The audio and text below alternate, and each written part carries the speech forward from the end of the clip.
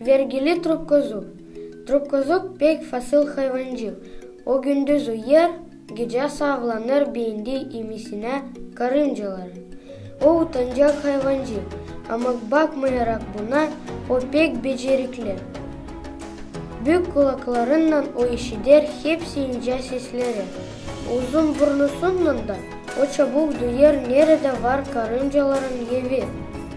Ayakları kısadır, yere yakın gezer.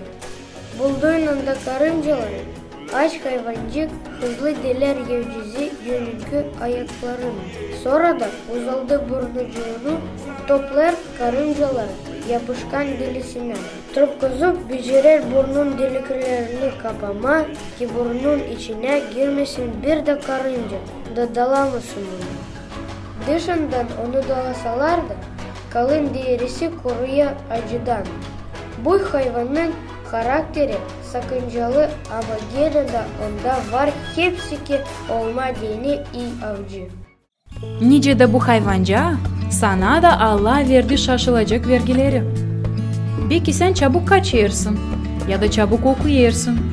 Belki becerirsin matematikada iyi sayma hem hesaplama.